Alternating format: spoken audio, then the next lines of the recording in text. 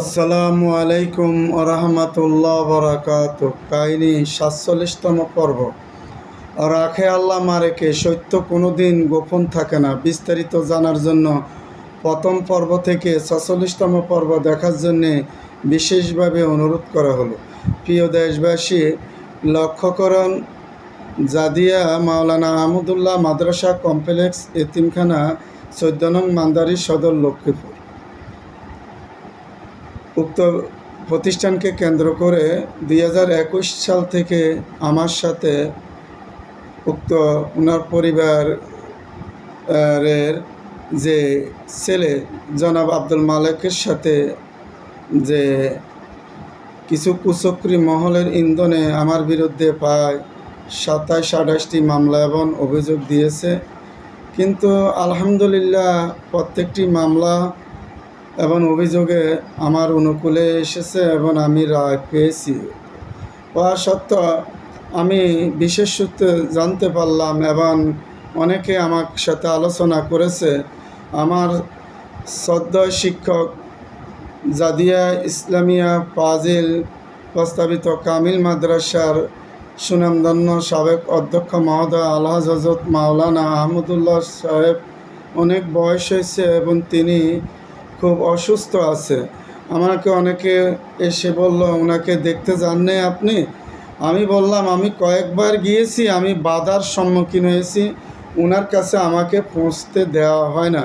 আমার মনে অনেক যে ওনার সাথে একটু সাক্ষাৎ করব, ওনার থেকে দোয়া নিব, যদি আমার কথা কোনো কষ্ট পেয়ে থাকে, তারপরে দিয়ে উনি ব্যথা পেয়ে থাকে, ওনার থেকে ক্ষমা চেয়ে নিব।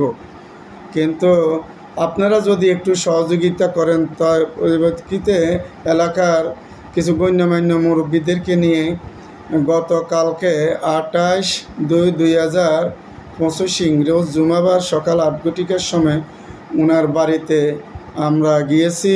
উনি আমাকে দেখে অনেক আবেগে কিন্তু হয়ে ওনার অতি নিকটে আমাকে বসিয়ে এবং কৌশলাদি পরস্পরের মধ্যে আলোচনা হওয়ার পর তিনি আমাকে প্রশ্ন করলেন, তুমি এখনও যে আমার পরিবারের আমার ছেলেদের বিরুদ্ধে মামলা বন্ধ করো নেই, কেন করতে আসো? তারা বিদেশে থাকে, এখন নতুন করে আবারই তারপরে ৭-৮টি মামলা দিয়েছ, যা আমি মানুষের মুখে শুনতাম। আমি অত্যন্ত, উপস্থিত যারা ছিলেন, অত্যন্ত ব্যথিত হয়ে আমি দুঃখ পেয়েছি এবং ওনাকে বললাম, আমি আল্লাহর কসম করে বলছি হুজুর, যে উপস্থিত সবাইকে সাক্ষী রেখে আমি আপনার পরিবারের কোনো ছেলে মেয়েদের সাথে বিরুদ্ধে আমি কোনো মামলা করি নাই। হ্যাঁ, আব্দুল মালেকের বিরুদ্ধে আমি ২০২১ সালে আমাকে যখন জেলে দিয়েছে, প্রতিষ্ঠান লুটপাট হয়েছে এবং হুমকি ধমকি দিয়েছে, আমি ওই সময় করেছি। এই ৩ বছর আমি কোনো আব্দুল মালেকের বিরুদ্ধে কোনো মামলা করিনি। আমি এখনও যে আমি আসলে তাকে খুবই স্নেহ করি, আসলে আমার যে অন্তর্যামী আল্লাহ জানে, কিন্তু আমি এর কোনো বদদোয়া দিইনি হুজুর। আপনার সন্তান ছেলেরা সবাই, কারোর সাথে তো আমার আর কোনো বিরোধ নাই। এটা তো তারপরে সম্পূর্ণ যে একটি কুচক্রী মহলের ইন্ধনে হয়েছে, এটা আমি জানি। তো যারা করছে তাদের বিরুদ্ধে আমি আল্লাহর আদালতে বিচারও দিয়েছি। যাই হোক হুজুর, আমি তো আলহামদুলিল্লাহ, আপনি দোয়া করছেন, আমি জানি আপনার দোয়া থাকার কারণে আমি মামলাগুলি বিজয় হয়েছি। আলহামদুলিল্লাহ, আপনি কি আমাকে ক্ষমা করবেন না হুজুর? আমার যদি ভুল বেয়াদবি, আমার কথাবার্তা আপনি যদি যে ব্যথা পেয়ে থাকেন, আমাকে মাফ করে দেন, আমাকে ক্ষমা করে দেন। আমি হুজুরকে কান্না কণ্ঠে বলার, যাতে হুজুর আমাকে মাথা হাত বুলিয়ে দিয়ে আমাকে ক্ষমা করে দিয়েছেন এবং আমিও, হুজুর বলছে দোয়া করার জন্যে, আমি হুজুরকে বলছি, হুজুর আমিও আপনাকে ক্ষমা করে দিয়েছি এবং আপনার জন্য আমি দোয়া করি আল্লাহর কাছে, আল্লাহ যেন আপনাকে উচ্চ মকাম দান করেন। দুনিয়াতে যেভাবে সম্মানিত করেছেন, পরকালে উপস্থিত সবাই আনন্দিত হয়ে গেছেন এবং তারপরে সবাই হুজুর থেকে ক্ষমা চেয়েছেন, মাপ চেয়েছেন। সবাই আমাদের উভয় যে হুজুর এক পর্যায়ে আমার হাত ধরে রেখেছে, আমাকে উঠতে দেয় না, অনেক কথাবার্তা বলছেন, আরও বলতে স্যার। এবং হুজুরের থেকে আমাকে আমাদের অধ্যক্ষ মহোদয় যে জাদিয়া ইসলামিয়া প্রস্তাবিত কামিল মাদ্রাসার শুরু থেকে যে ইতিহাস লেখার জন্য দায়িত্ব দিয়েছে, আমি হুজুরের থেকে উল্লিখিত বিষয় অনেক যে ওনার থেকে তথ্য সংগ্রহ করেছি। হুজুর আমাকে আসতে দেয়নি, 10-12 বার বলছে খেয়ে যাইতে হবে, নাস্তা খাইয়ে যেতে হবে, নাস্তার অর্ডার দিছে।